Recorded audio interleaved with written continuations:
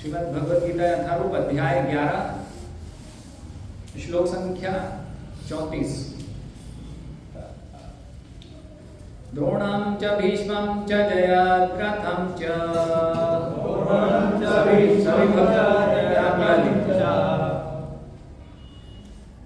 कर्णं तथान्यानपि योधवीरान्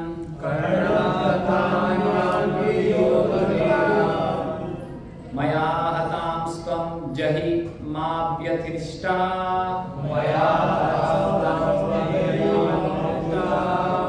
युध्यस्व जेतासि रणे सपत्नान्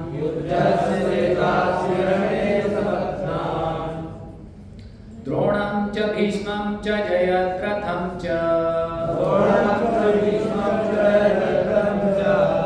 कर्णं तथान्यानपि योधवीरान् मया हतांस्त्वं जहि मा व्यथिष्ठा युध्यस्व जेतासि रणे सपत्नान् द्रोणं च भीष्मं च जयद्रथं च कर्णं तथान्यानपि योधवीरान् मया हतांस्त्वं जहि मा व्यथिष्ठा युध्यस्व जेतासि रणे सपत्नान्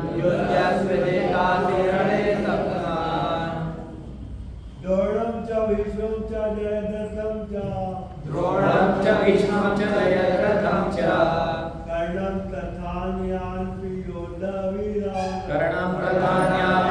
योधवीरान् मया हतांस्त्वं जहि मा व्यथिष्ठा युध्यस्व जेतासि रणे सपत्नान्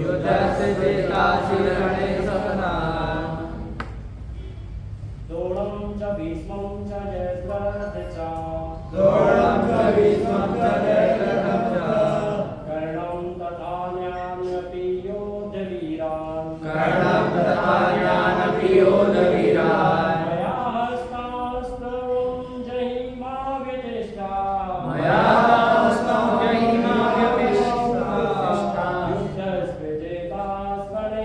मया हतांस्त्वं जहि मा व्यथिष्ठा युध्यस्व जेतासि रणे सपत्नान्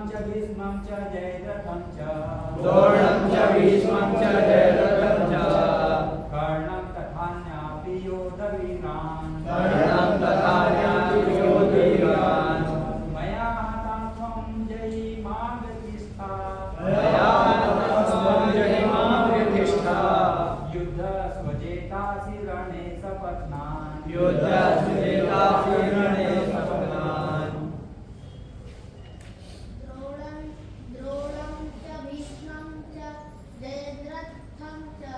द्रोणं च भीष्मं च जयद्रथं च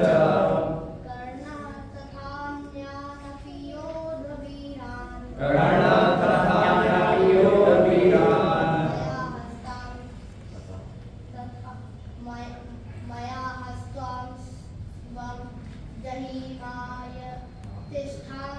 मया हस्त्वं जहि मा व्यथिष्ठा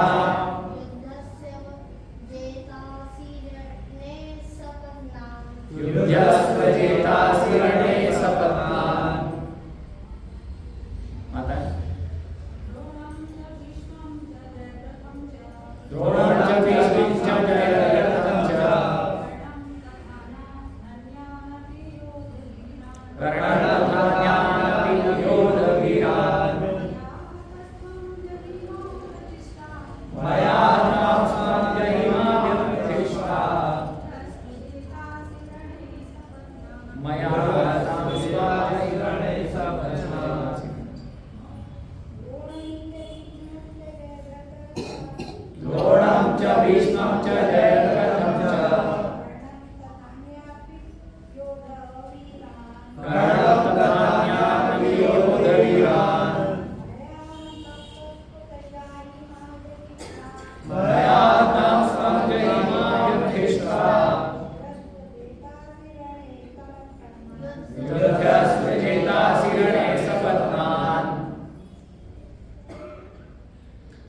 शब्दार्थ अनुवाद एवं तात्पर्य इस्कॉन संस्थापकाचार्य कृष्ण कृपा मूर्ति श्री श्रीमद एसी भक्ति वेदांत स्वामी श्रील प्रभुपाद के द्वारा।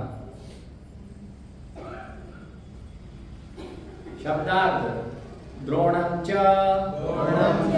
तथा द्रोण, भीष्मं च भीष्मभिः, जयद्रथं च तथा जयद्रथ, कर्णं कर्ण तथा और अन्यान अन्य अपि निश्चय ही योधवीरान महान योद्धा मया मेरे द्वारा हतान पहले ही मारे गए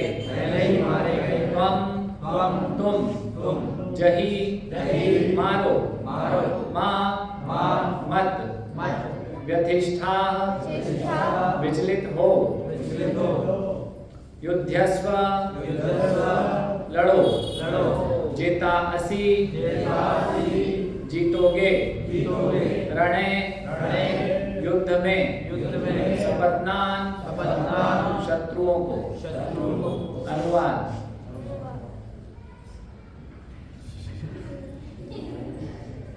ये नहीं बोलना है, क्या आवश्यकता है। द्रोण भीष्म जयद्रथ कर्ण तथा अन्य महान योद्धा पहले ही मेरे द्वारा मारे जा चुके हैं, अतः तुम उनका वध करो और तनिक भी विचलित ना हो। तुम केवल युद्ध करो, युद्ध में तुम अपने शत्रुओं को परास्त करोगे। तो तात्पर्य पढ़ते पढ़ते हम चर्चा करेंगे, इसलिए अभी तात्पर्य में नहीं पढ़ रहा हूँ। ओम ज्ञानतिमिरान्धस्य ज्ञानाञ्जनशलाकया चक्षुरुन्मीलितं येन तस्मै श्री गुरुवे नमः। श्री चैतन्य मनोभीष्टं स्थापितं येन भूतले स्वयं रूपकदामह्यं ददाति स्वपदान्तिकं। वन्देऽहं श्रीगुरो श्रीयुतपदकमलं श्रीगुरुं वैष्णवं श्रीरूपं साग्रतं सागरगणानां तं सजीवं साद्वैतं सावधूतं परिजनसहितं कृष्ण चैतन्यदेवं श्रीराधाकृष्णपादान् सगणललिता श्रीविशाखान्वितां श्री नमः। ओं विष्णुपादाय कृष्ण कृष्ण श्रीमते भक्तिवेदांत नमः। ओं विष्णुपादाय कृष्ण पृष्ठाय भूतले श्रीमते भक्तिवेदांत स्वामिनिधि नामिने नमस्ते सारस्वते देवे गौरवाणी प्रचारिणे निर्विशेष शून्यवादी पाश्चात्य देशकारिणे। जय श्री कृष्ण चैतन्य प्रभु नित्यानंद श्री अद्वैत गदाधर शिवासादि गौर भक्त वृंद। हरे कृष्णा कृष्णा कृष्णा हरे हरे, हरे राम राम राम हरे हरे। तो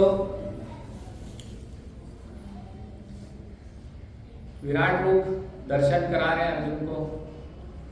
अध्याय 11 है, इसका शीर्षक विराट रूप है। भगवान अर्जुन को विराट रूप दर्शन दे रहे हैं।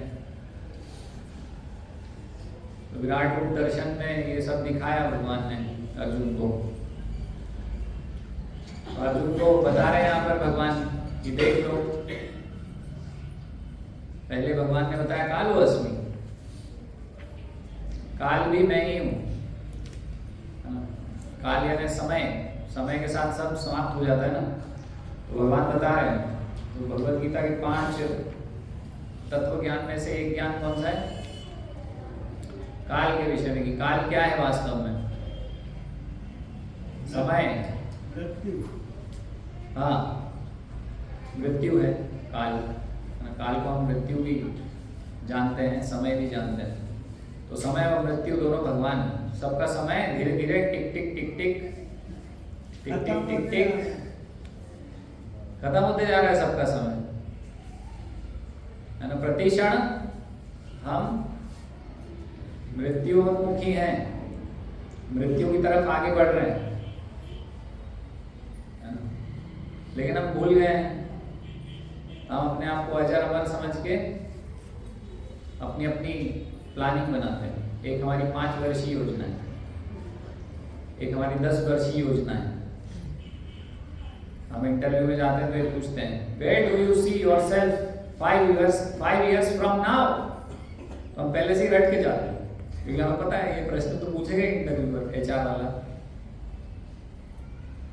5 साल में I will replace you sir, oh बहुत बढ़िया, वाओ, ऐसे आदमी तो हमें चाहिए।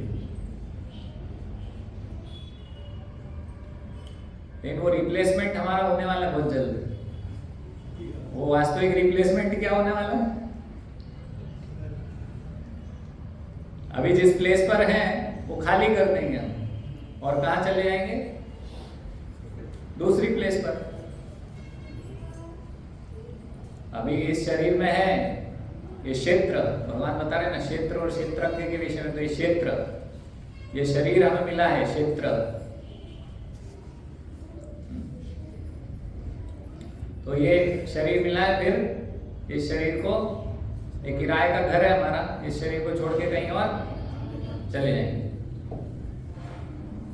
तो हमारे जितने भी पंचवर्षीय और क्या बोलते हैं उसको, 15 को पखवाड़ा बोलते हैं, 15 वर्षीय योजना, एक और उससे भी लंबी योजना, रिटायरमेंट लाइफ के बाद में क्या करूंगा 70 साल में।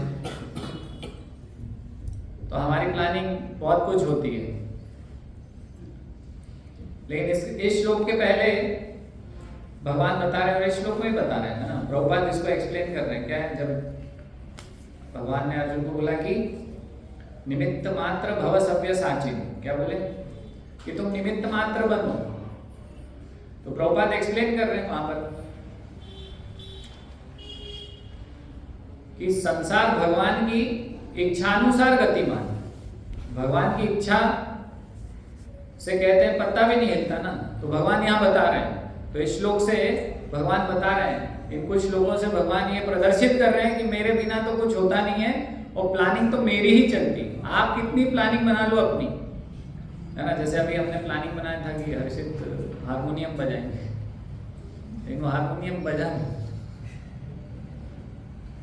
वो बटन कुछ गड़बड़ हो गई, आवाज नहीं आ रही थी, कुछ बटन दबा के कुछ आवाज आ रही। तो ये छोटी छोटी मतलब ये जो हमारे साथ हो रहा है दिन प्रतिदिन, उससे ही हम अंदाजा लगा सकते हैं कि वास्तव में हमारी प्लानिंग तो रखी की रखी रह जाती है, प्लानिंग तो केवल भगवान की ही चलती है, लेकिन हम भूल जाते हैं। हम सोचते हैं कि मैं ही भगवान, इस भूलवश हम प्लानिंग करते रहते हैं। और ये जितनी भी प्लानिंग होती है, ये सारी प्लानिंग भगवान के प्लान के अनुसार नहीं होती। सबसे बड़ी समस्या क्या है कि जितनी भी हमारी प्लानिंग्स हैं वो भगवान के प्लान के अनुसार उसमें फिट नहीं बैठती। जैसा भगवान बताते हैं भगवत गीता में, इसके अनुसार हमारी प्लानिंग नहीं होती, इसको भूलकर हम प्लानिंग बनाते हैं। तो सबसे बड़ी समस्या हमारी यहीं पर स्टार्ट हो जाती है कि जब भी हम भगवान को भूल के प्लान बनाएंगे, जितने भी प्लान बनाएंगे वो सब हमारे ध्वस्त हो जाएंगे। क्यों? क्योंकि भगवान ने बताया कि निमित्त मात्र भव सव्यसाची, है ना। अर्जुन को समझा रहे भगवान की देखो यहाँ जो रणभूमि में सब एकत्रित हुए हैं मेरी इच्छा से हुए हैं, और इन सबको मैं मारने वाला हूं, कालो अस्मि, काल रूप में मैं इनको मारने तो वाला हूं, है ना। तो यहाँ पर बलदेव विद्याभूषण इसलिए हमारे आचार्य बताते हैं कि अर्जुन यही बोल रहे हैं ना, अर्जुन क्या बोल रहे हैं, एक प्रकार से प्रश्न कर रहा है कि मैं नहीं मारूंगा तो कौन मारेगा, मैं नहीं मारूंगा इनको। तो भगवान उत्तर दे रहे हैं कि तुम नहीं मारोगे, लेकिन मैं तो इनको मार लूंगा, मार ही चुका हूं। अच्छा यही है कि तुम मेरी प्लानिंग में एडजस्ट हो जाओ, मैं जैसा बता रहा हूं वैसे वैसे युद्ध करो, क्योंकि ये तो मरने वाला है। तो इसी प्रकार से हम सबको अर्जुन की तरह भगवान के अनुसार प्लान बनाना चाहिए, है ना। तो भगवान के अनुसार क्या प्लान चल रहा है हमने चर्चा भी किया था, है ना। तो कृष्ण चैतन्य आते हैं, भगवान स्वयं कृष्ण कलयुग में छद्म रूप में आते हैं। कृष्ण वर्णम तुषा कृष्णम सांगोपांगास्त्र पार्षदम यज्ञ संकीर्तन प्राय यजंती सुमेधसा। तो श्रीमद् भागवतम में वर्णन आ रहा है कि भगवान आएंगे कलयुग में, कृष्ण वर्णन, कृष्ण का वर्णन करते हुए आएंगे, हमेशा कृष्ण कृष्ण कृष्ण बोलते हुए ही आएंगे। कृष्ण वर्णम,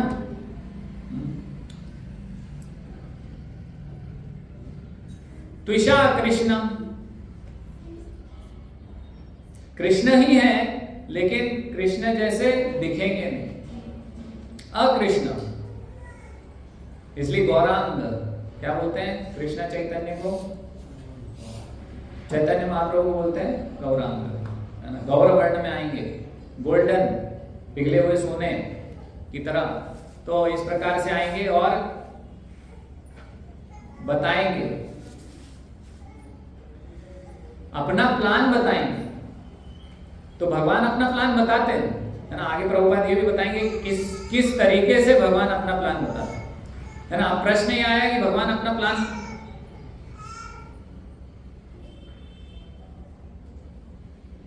बताएंगे तो कैसे बताएंगे, अभी ये छोड़ देते हैं इसको, अभी हम आएंगे, है ना। तो चैतन्य महाप्रभु आए और फिर उन्होंने अपना प्लान बताया कि अभी ये तुम सब इस पृथ्वी लोक पे फंसे हुए हो, सारे जीव, तुम्हारा कल्याण कैसे होगा? तुम सब अपने प्लान मत बनाओ, मेरे प्लान में आ जाओ। तुम्हारे सारे प्लान मृत्यु रूप में सब विफल होने वाले हैं। इसलिए मेरा प्लान है हरिनाम संकीर्तन यज्ञ। तो 500 वर्ष पूर्व चैतन्य महाप्रभु आए, ये हरिनाम संकीर्तन यज्ञ स्थापित किए।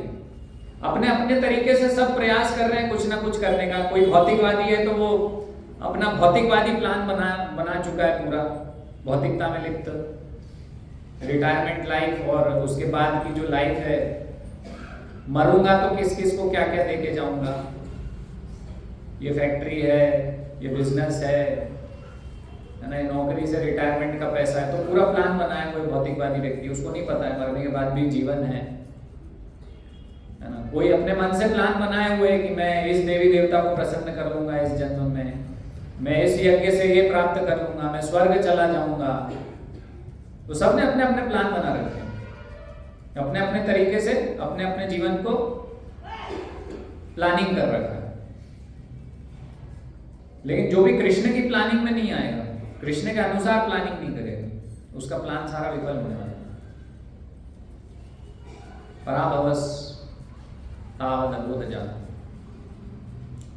तो इसलिए भगवान इतनी हमारी हेल्प कर रहे हैं, आगे रह के खुद आ रहे हैं, खुद सिखा रहे हैं।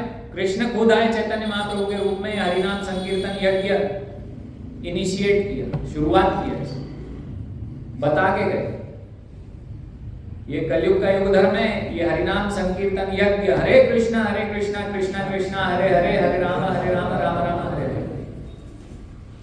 इसके बिना कुछ नहीं होगा, इसके अलावा कुछ भी करोगे तो कोई लाभ होगा नहीं। लाभ होगा लेकिन परम लाभ नहीं होगा, और परम लाभ नहीं हुआ तो मनुष्य जीवन तो परम लाभ के लिए है, बच्चों के साथ खेल कूद करने के लिए नहीं है। मनुष्य जीवन ध्यान से कथा सुनने के लिए है ना। वही उसके साथ बाद में खेल लेना।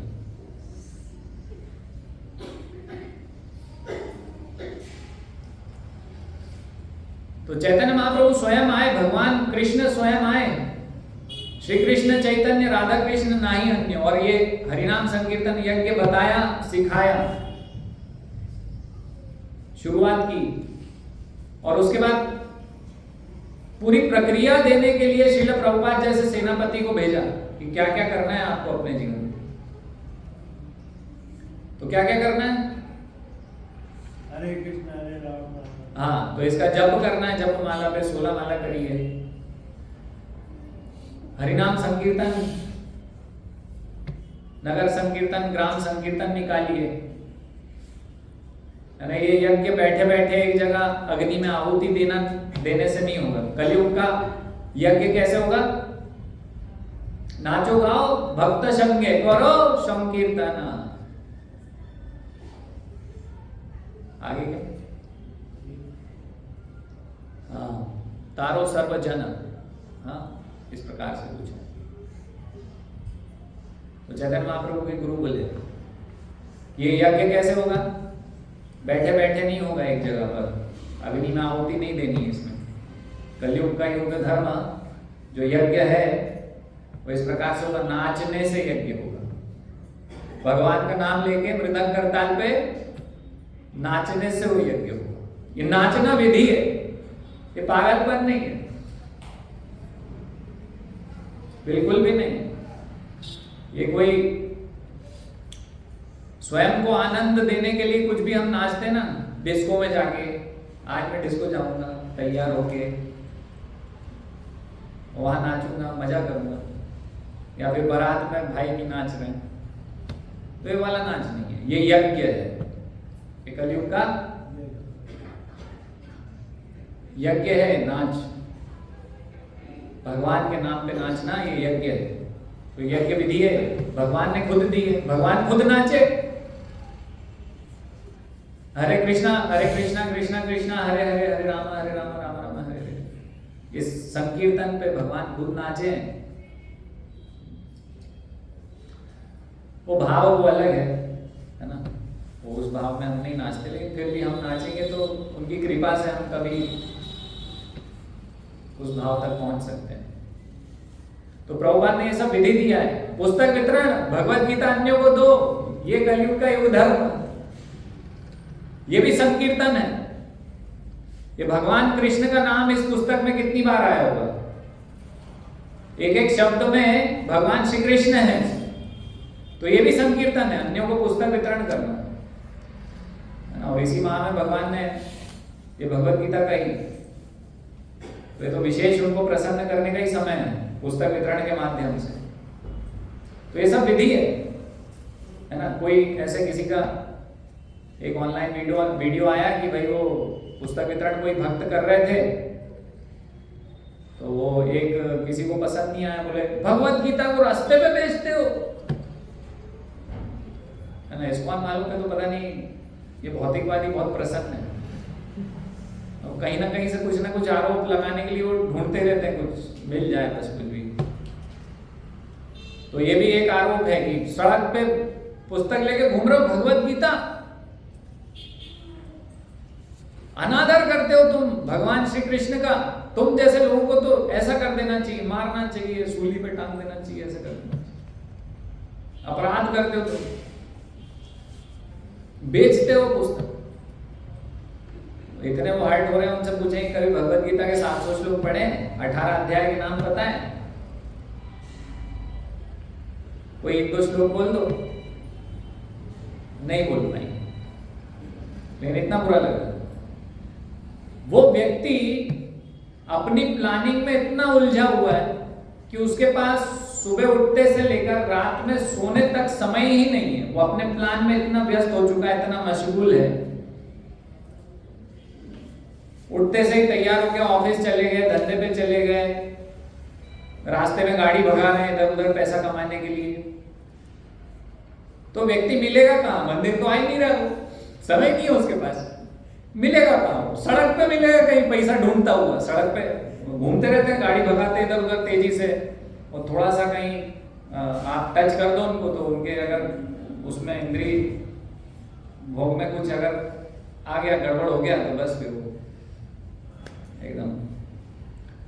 तो अब कहाँ मिलेगा व्यक्ति? सड़क पे मिलेगा, ऑफिस पे मिलेगा, घर में सोता हुआ कुछ खाता पीता हुआ इंद्री भोग करता हुआ मिलेगा, कहाँ मिलेगा? मंदिर में तो मिल नहीं रहा, तो उसको पकड़े कैसे?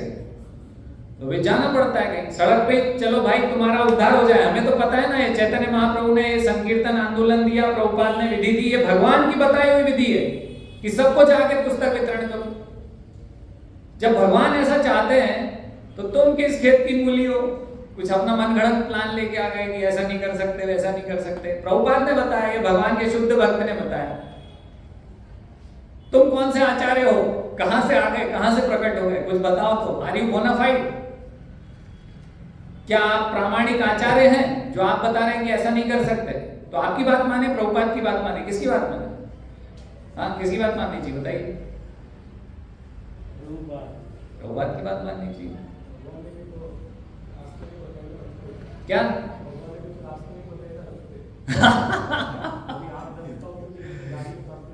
आप देखो, बीच युद्ध में बताया, मतलब it was working area for, मतलब जैसे हम ऑफिस में जाके काम करता है कोई व्यक्ति, तो अर्जुन को उसका ऑफिशियल काम ही तो कर रहा था, युद्ध करना क्षत्रिय, है ना।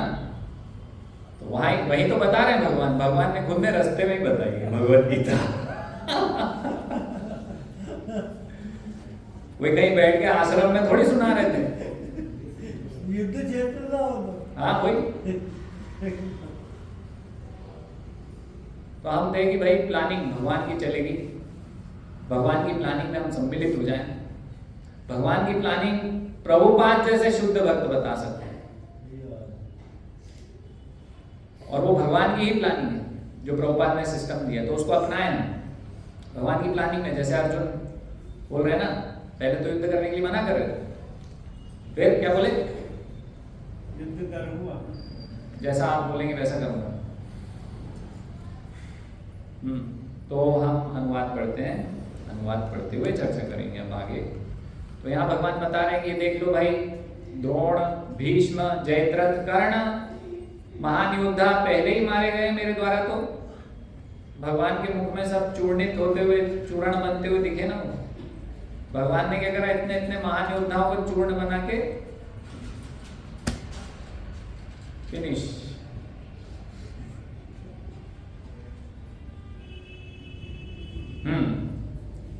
तो भगवान बोल रहे हैं कि निमित्त मात्र बन जाओ, होने तो वाला वही है जो मैं चाहता हूं। तो इसलिए हम सब जो भी करने वाले हैं कुछ उससे हमें लाभ नहीं होगा, होने वाला वही है जो भगवान चाहेंगे।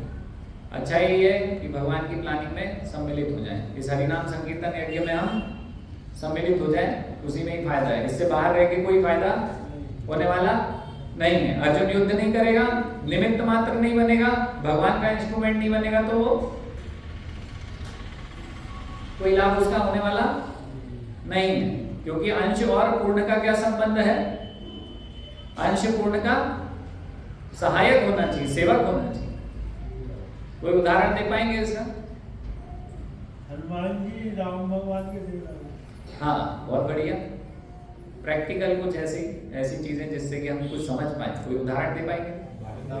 हाँ गाड़ी में कोई नट रहता है। हाँ गाड़ी में नट लगा है तो वो एक नट गाड़ी में लगा रहता है। अच्छा, पूर्ण क्या है और अंश क्या है उसमें? गाड़ी पूर्ण हुई, नट क्या हुआ, अंश हुआ। हाँ अब इससे समझाइए।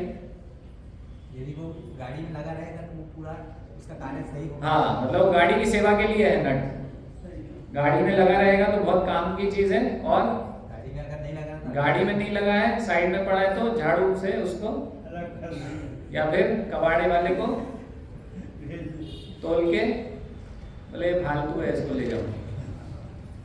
तो इसलिए भगवान के साथ जुड़े रहेंगे, भगवान के प्लान में, इस हरिनाम संकीर्तन यज्ञ में, तभी हम कुछ काम के हैं। क्योंकि भगवान क्या बोल रहे हैं, तुम सब जीव मेरे अंश हो। कृष्ण भगवान यानी कृष्ण, कृष्ण क्या कह रहे हैं, ममे वांशो जीवलोके जीवभूत सनातन, तुम मेरे अंश हो। तो एक पूर्ण और अंश का है ना। तो इसलिए भगवान के सेवा में अर्जुन ने अपने युद्ध कौशल को लगाया, इसलिए अर्जुन सफल हुआ। और वही अन्य जो योद्धा थे, भीष्म, द्रोण इत्यादि, भगवान के प्लान में सम्मिलित, भगवान के अनुसार नहीं थे। भगवान जिस तरफ थे, भगवान जो चाहते थे उसके विरोध में थे, इसलिए सब नष्ट भ्रष्ट हो गए।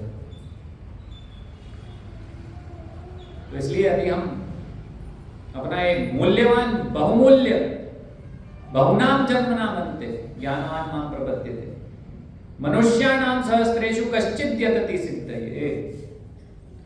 तो ये बहुमूल्य, लब्ध्वा सुदुर्लभम इदं बहु संभवान्ते मनुष्यम नित्यमपि।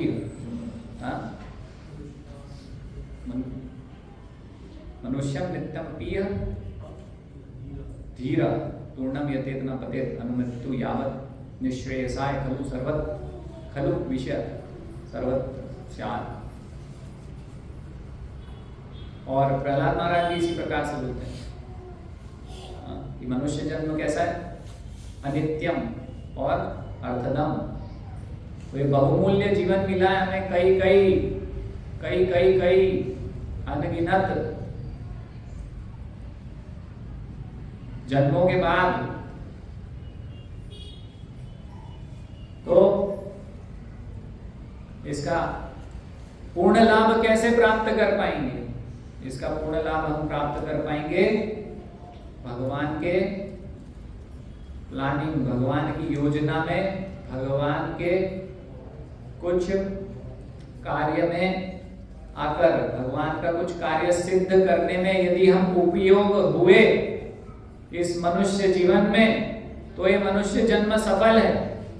हमारे प्लानिंग में हमारा उपयोग हो गया, यानी कि मनुष्य जीवन हमारा असफल हो जाए।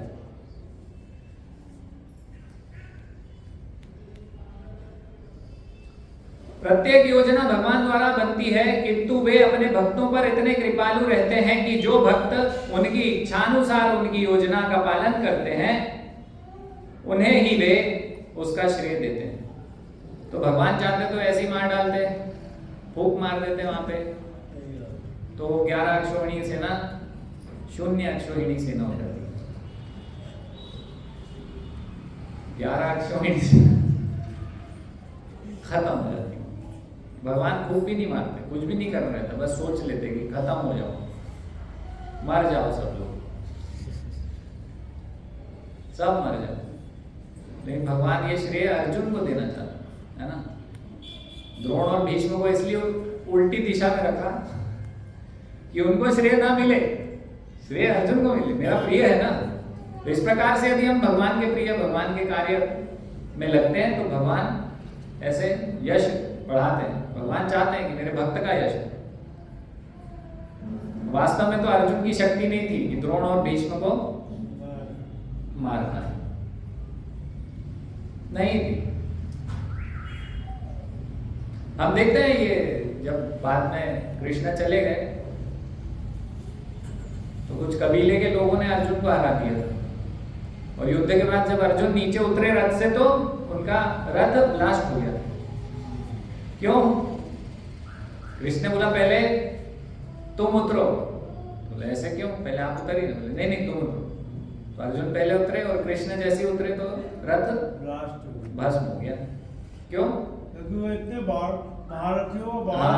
महारथियों के बाण लगे थे ना, तो वो तो पहले ही नष्ट हो चुका था। लेकिन क्योंकि कृष्ण की इच्छा नहीं थी कि उसका अर्जुन का रथ, अर्जुन प्रिय था ना कृष्ण का, तो जब तक कृष्ण बैठे थे, कृष्ण थे, कृष्ण की इच्छा थी अर्जुन का बाल भी मारकर नहीं हो। कर्ण ने जब विशेष एक अस्त्र छोड़ा था, तब भी रथ नीचे धंसा दिया था कृष्ण ने। इस प्रकार से तो भगवान की इच्छानुसार भगवान की योजना का पालन कर रहा था ना अर्जुन, तो इसलिए अर्जुन को श्रेय भगवान ने दिया। इस प्रकार से आप भी श्रेय लीजिए इस चैतन्य महाप्रभु के, भगवान श्री कृष्ण के योजना हरिनाम संकीर्तन को आगे बढ़ाकर भगवान आपको श्रेय देना चाहते हैं। कुछ भगवान के उपयोग में आइए, इस हरिनाम संकीर्तन यज्ञ को सब तक पहुंचाकर, स्वयं इसका पालन करके और अन्यों को ये हरिनाम संकीर्तन यज्ञ पहुंचा के, ये भगवत गीता देकर सबको उनको पढ़ने में सहायक होके, ये हरे कृष्ण महामंत्र सबको देने में आप सहायक हुई, इसका श्रेय भगवान आपको देना चाहते हैं। भगवान का तो प्लान है, ये तो होने ही वाला है शीघ्र अतिशीघ्र, लेकिन भगवान आपको श्रेय देना चाहते हैं। आप इस श्रेय को लीजिए, अपना जीवन कृतार्थ।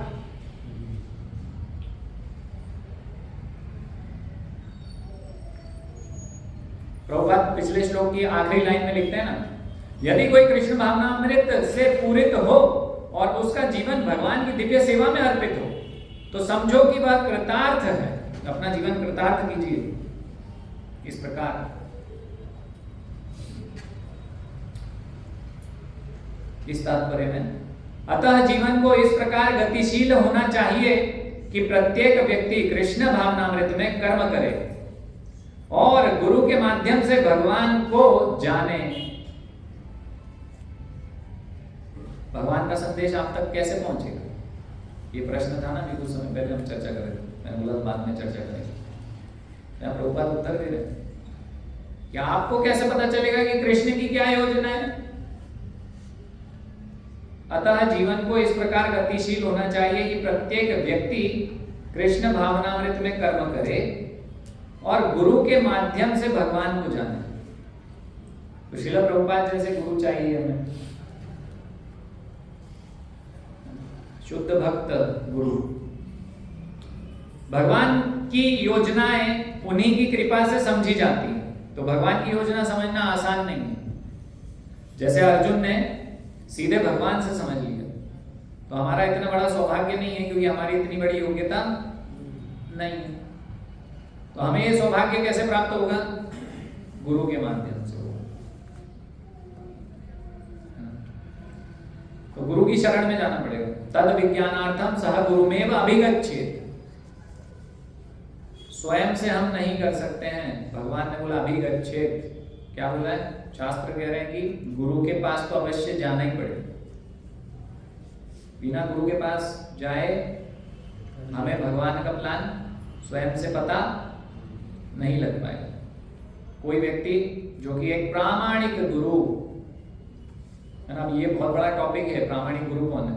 आजकल बहुत सारे गुरु हैं जो कि वास्तव में जिनको महंगी महंगी घड़ी पहनना अच्छा लगता है, महंगी महंगी गाड़ियां चलाना अच्छा लगता है, फेमस होना चाहते हैं, जाने माने। तो गुरु ऐसे नहीं होते। गुरु भगवान के सेवक होते हैं। उनका जीवन का लक्ष्य केवल भगवान की सेवा ही होता है। शुद्ध भक्त की बात कर रहे हैं, भगवान के दास रहते हैं। हाँ, भगवान के दास होते हैं और भगवान का दासत्व सिखाता है वही गुरु है। बाकी सब फर्जी है। जिस भी तथाकथित गुरु के पास आप जा रहे हैं और भगवान की दासता नहीं सिखाता, आपको भगवान की सेवा नहीं सिखाता, अन्य चीजें सिखाता है, दिखाता है, बताता है, चमत्कार इत्यादि जो भी, इसके अलावा एक व्यक्ति मिले थे मुझे, कह रहे थे कि वो हमारे गुरु एक लौंग देते हैं, ये इलाज करते हैं। तो गुरु शब्द का अर्थ ये नहीं है कि वो तो डॉक्टर भी कर देते हैं। तो क्या सारे डॉक्टर गुरु हैं? पेट दर्द हो रहा है तो वो कुछ दवाई दे देते हैं, पेट दर्द ठीक हो गया, हो गया गुरु हो गया क्या? उसको जीवन समर्पित कर दोगे क्या? नहीं। तो प्रामाणिक गुरु की बात यहाँ पर हो रही है, जो भगवान का शुद्ध भक्त है और भगवान का दास है, अन्यों को ये दिखाता है, बताता है कि तुम भगवान के दास हो, भगवान की सेवा करो, वो वास्तविक गुरु है।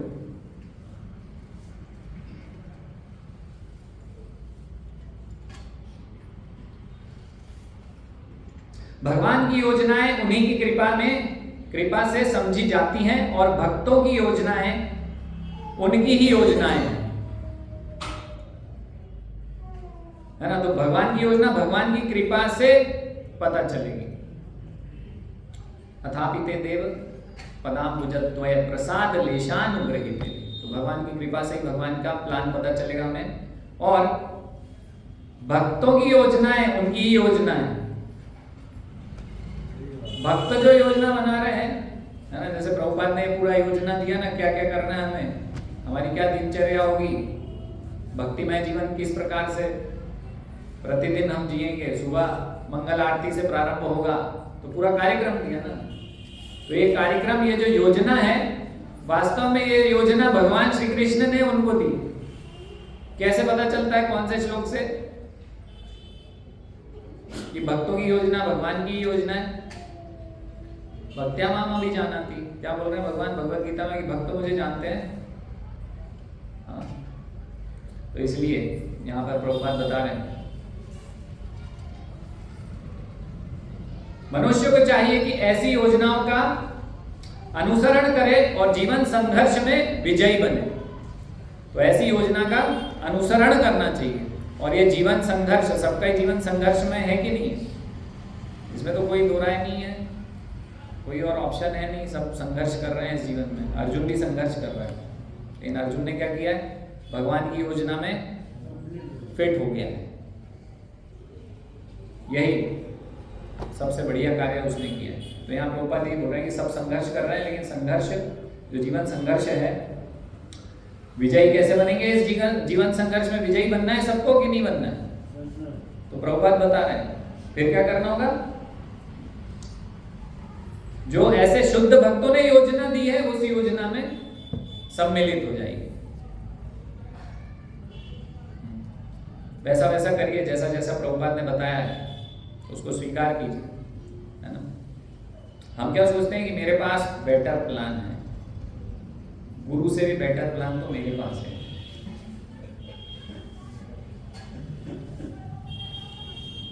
यहीं पे हमारी समस्या यही है। We have our own plans.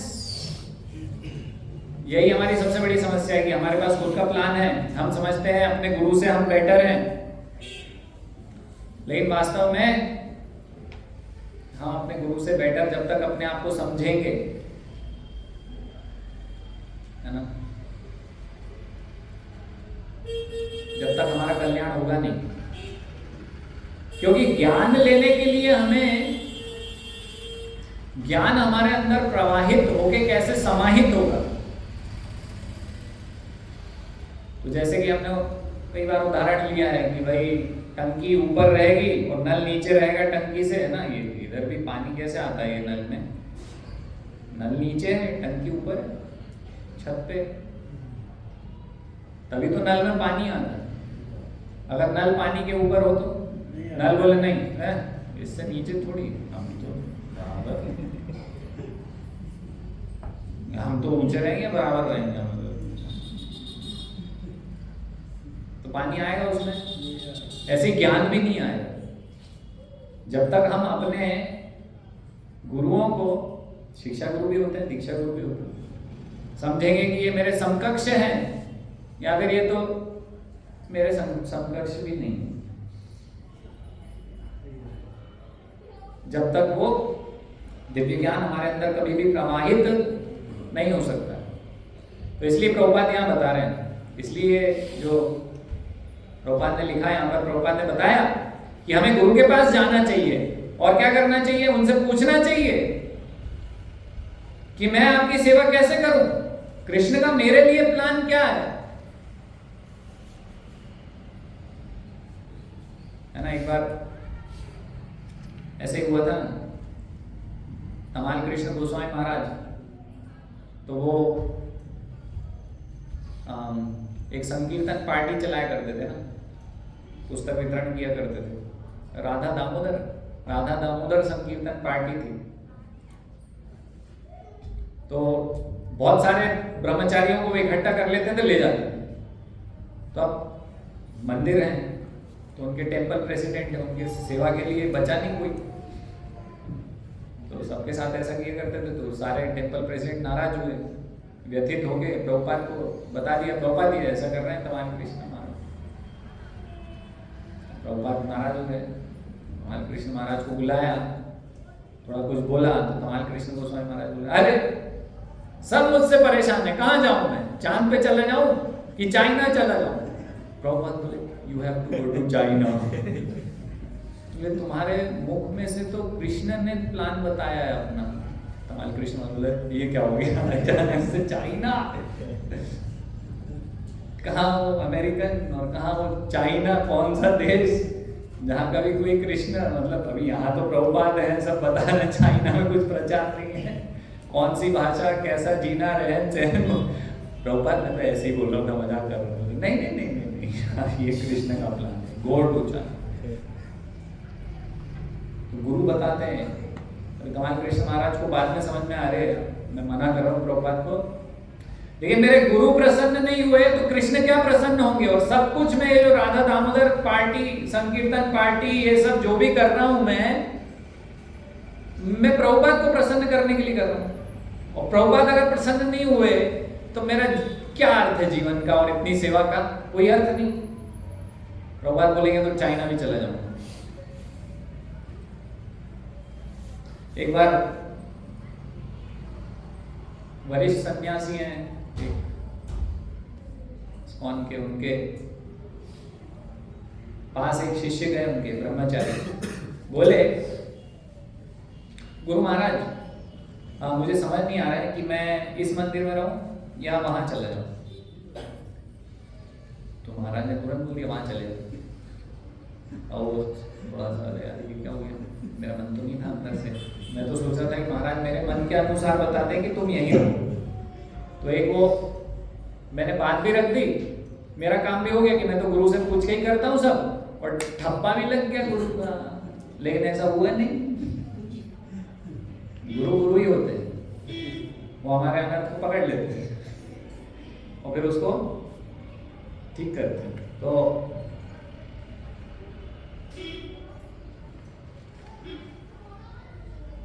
बाहर आए वो कमरे से, तो अन्य शिष्यों ने पूछा क्या हुआ, तो बोले वो मैंने पूछा, महाराज ने बोला वहां चले जाओ। लेकिन मैंने महाराज को समझाया कि मेरी यहाँ कितनी आवश्यकता है, मैं कितना काम का हूं आपके, मुझे यहीं रखो। तो दूसरे शिष्यों ने पूछा अच्छा फिर क्या हुआ, बोले महाराज मान गए, बोले ठीक है यहीं रहो। अरे धूर्त, क्या मतलब रहेगा अगर तुम वहां जाओगे महाराज की आज्ञा के बिना, मतलब यहीं रहोगे। अगर तुम्हें गुरु ने बोला है कि वहां जाना है तो वहीं जाना ठीक है। तुमने अपना प्लान बताया तो गुरु ने बोला ठीक है कर लो जो मर्जी आ रही है, उससे तुम्हारा कोई लाभ नहीं होगा, तुम्हारी तपस्या सफल नहीं होगी। गुरु को अप्रसन्न करके तुम्हारी तपस्या सफल कभी नहीं हो सकती है। उनके दिमाग में आया, फिर गए, महाराज जैसा आप बोल रहे हो वहीं चले जाओ। बुद्धिमान के भक्त संग से उनको अकल आई, उन्होंने वैसा किया, है ना। तो इसलिए गुरु के पास जाना पड़ेगा, गुरु से पूछना पड़ेगा कि कृष्ण का मेरे लिए क्या प्लान है। अपने मन से हम प्लान नहीं समझ पाएंगे, है ना। तो उसके लिए हमें पूछने के लिए थोड़ा हम्बल, विनम्र बनना पड़ेगा, अपने आप को निम्न समझना। नहीं तो कोई व्यक्ति पूछेगा कैसे, जब वो अपने आप में महान है तो पूछेगा भी नहीं, है ना। तो उसके लिए विनम्र होना पड़ेगा, तो ये गुण भी आएगा हम जब पूछने जाएंगे ना। तो गुरु के सामने तो हमें मूर्ख ही ठीक है, जैसे चैतन्य महाप्रभु अपने उदाहरण से बताते हैं, है ना, उसी में ही फायदा है। गुरु के सामने गुरु के गुरु बनने की आवश्यकता नहीं है। और प्रभु जी आप बनोगे तो गुरु का कुछ भी उसमें नुकसान नहीं होगा, नुकसान हमारा ही होगा। गुरुदेव के आगे भगवान को वेदना पड़ा है ना प्रभु जी। वशिष्ठ जी के आगे भगवान को, दुर्वासा जी के आगे कृष्ण भगवान। बिल्कुल। तो